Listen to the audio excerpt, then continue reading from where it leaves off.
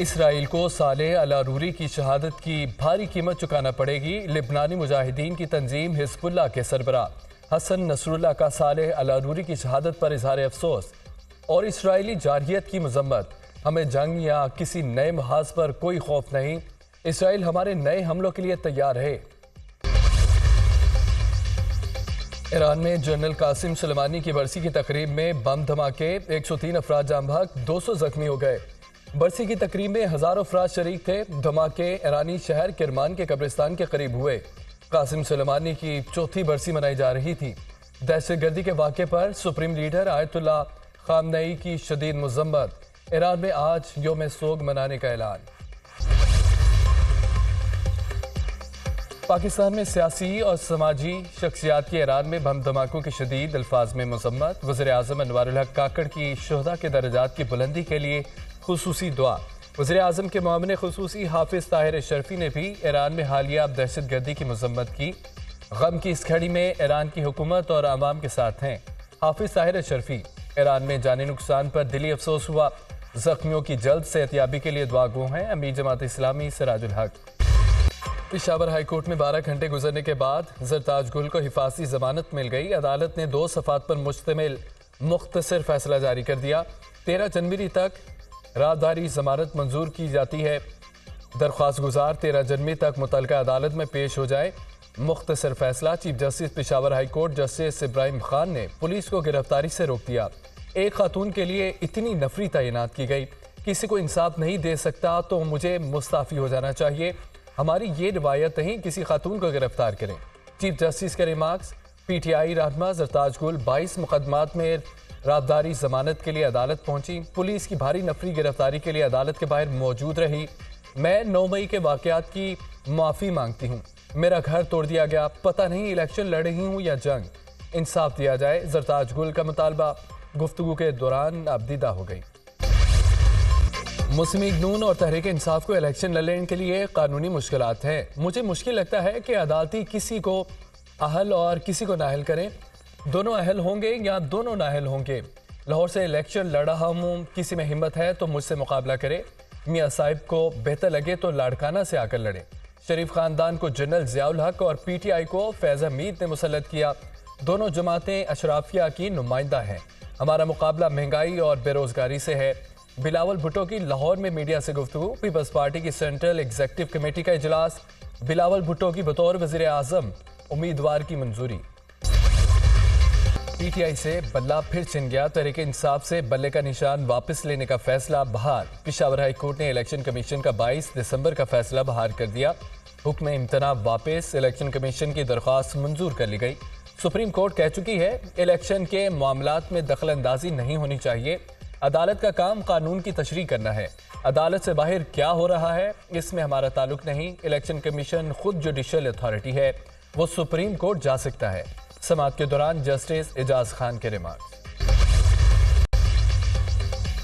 दरख्वास्त गुजार के तहफ़्फ़ुज़ात मरकजी दरख्वास्त में सुने जाएंगे। इलेक्शन कमीशन वकील ने एतराज़ उठाया कि पेशावर हाई कोर्ट ने दायरा इख्तियार को नज़रअंदाज करते हुए हुक्म इम्तना जारी किया।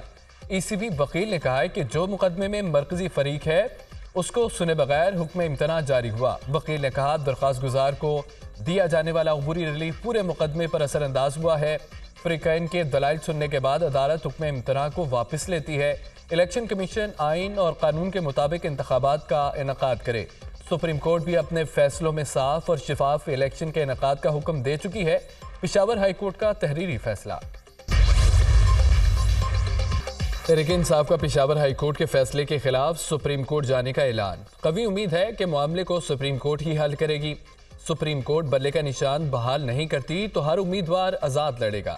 किसी सूरत इलेक्शन के बाइकआउट की जानिब नहीं जाएंगे। पीटीआई से बल्ले का निशान लेने पर बहुत बड़ा सवालिया निशान होगा। सुप्रीम कोर्ट कह चुकी है कि पार्टी से इंतखाबी निशान वापस लेना उसे तहलील करने के मुतरादिफ है। पीटीआई रहनुमा बैरिस्टर गौहर अली खान की मीडिया से गुफ्तगू। निगरान वज़ीर आज़म की ज़ेर सदारत खुसूसी सरमायाकारी सहूलत कौंसिल की एपेक्स कमेटी का इजलास। Army chief general Asim Munir, वफाकी काबीना, वज़राए आला की शिरकत। वफाकी वजारतों की मनसूबों पर पेशरफ्त और मुतवक्के सरमायाकारी की बरवक्त तकमील पर ब्रीफिंग। कमेटी की सऊदी अरब और कतर के साथ दो तरफा सरमायाकारी मुआहदे को हतमी शक्ल देने की तारीफ। आर्मी चीफ की मुआशी बहाली के लिए पाक फौज के गैर मुतज़लज़ल अज़्म की यकीन दहानी। बानी पीटीआई और फवाद चौधरी पर फर्द जुर्म आयद अडयाला जेल में इलेक्शन कमीशन और चीफ इलेक्शन कमिश्नर की तौहीन के केस की समाअत। दौरान समाअत मुलजमान को फर्द जुर्म बढ़कर सुनाई। इलेक्शन कमीशन ने केस की समाअत 16 जनवरी तक मुलतवी कर दी। लेवल प्लेइंग फील्ड से मुतालिक पीटीआई की दरख्वास्त पर समाअत। सुप्रीम कोर्ट ने IG Punjab, chief secretary Punjab और एडवोकेट जनरल पंजाब को नोटिस जारी कर दिए। जवाब तलब किसी के कागजात नामजदगी मुस्तरद हुए हैं तो अपील दायर करें। इलेक्शन कमीशन ने कोई तौहीन की है तो सबूत दिखाएं। आईनी और कानूनी बात बताएं। हर कोई यहाँ आकर सियासी बयान शुरू कर देता है। आईजी और चीफ सेक्रेटरी का इलेक्शन कमीशन से क्या ताल्लुक है? आप चाहते हैं कि हम इलेक्शन कमीशन का काम करें? हम कैसे दूसरे फरीक को सुने बगैर आपकी अपील मंजूर कर लें?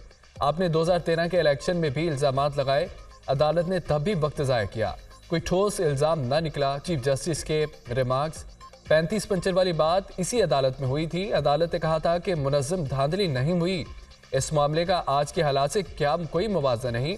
लतीफ़ खोसा के दलाइल। दौरान समाज चीफ जस्टिस का लतीफ़ खोसा के नाम के साथ सरदार लिखने पर इजहार बरहमी। ये सरदार, नवाब और पीर जैसे अल्फाज अब लिखना बंद कर दें। चीफ जस्टिस का लतीफ़ खोसा से मुकालमा। 1976 के बाद से सरदारी निज़ाम ख़त्म हो चुका है। या तो पाकिस्तान का आइन चलाएं या फिर सरदारी निज़ाम। आइन पाकिस्तान के साथ अब मजाक करना बंद कर दें। Chief justice Pakistan. केस की मज़ीद समाअत 8 जनवरी तक मुलतवी। आप हर बात का सियासी जवाब दे रहे हैं, माइक आपकी जानी मोड़ देते हैं।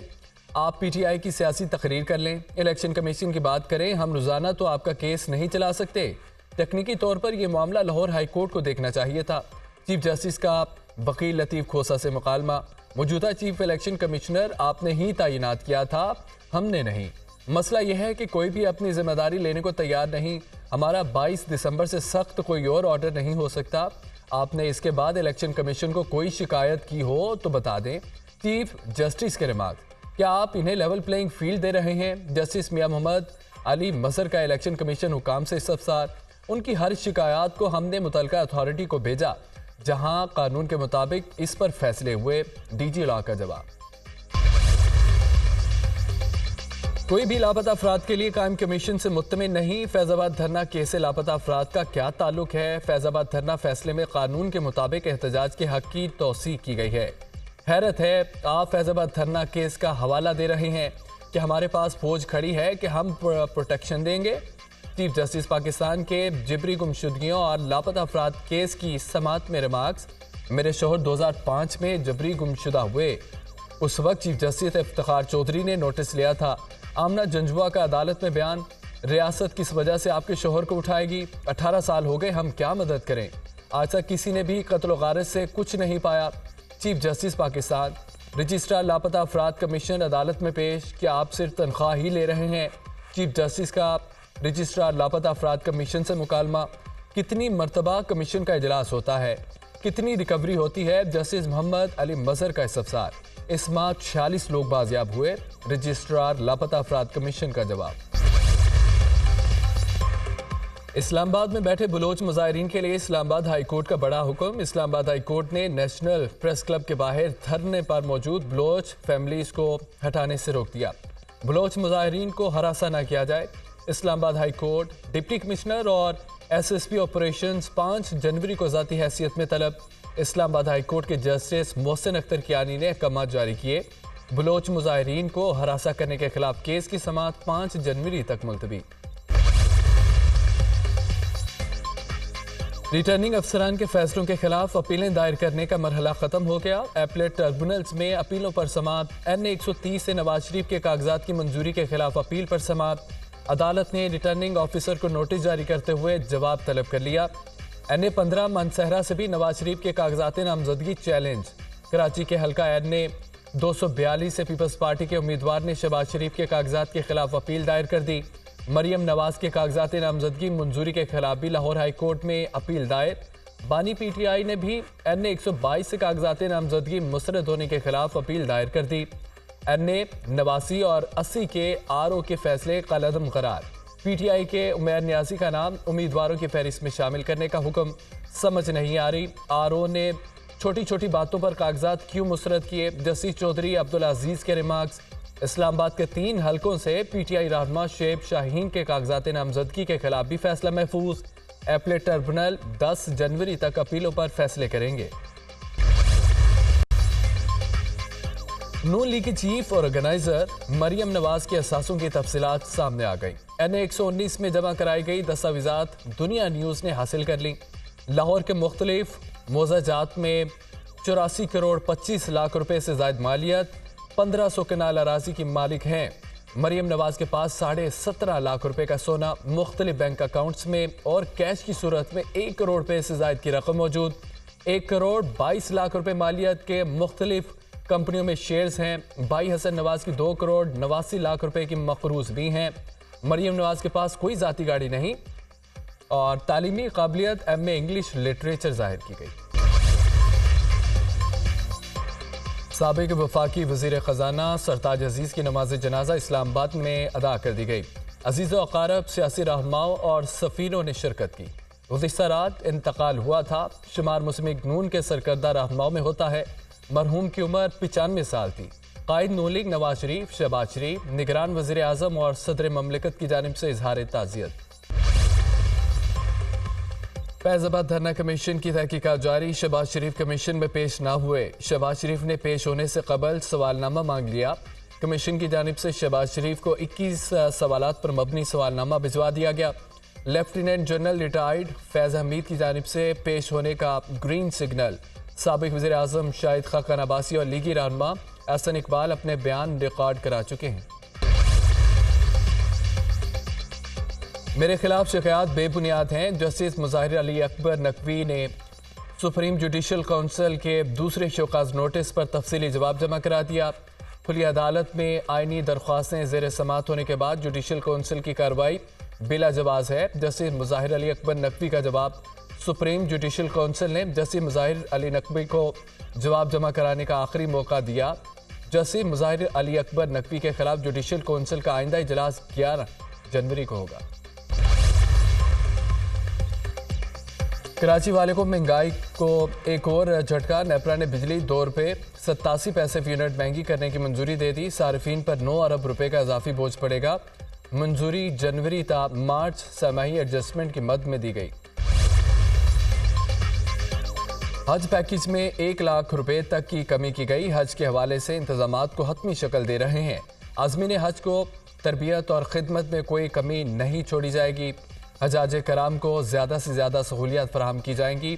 हाजी कैंप कोयटा में जिन चीज़ों की कमी है पूरी की जाएगी। निगरान वफाकी वज़ीर मजहबी अमूर अनीक अहमद की कोयटा में न्यूज़ कॉन्फ्रेंस।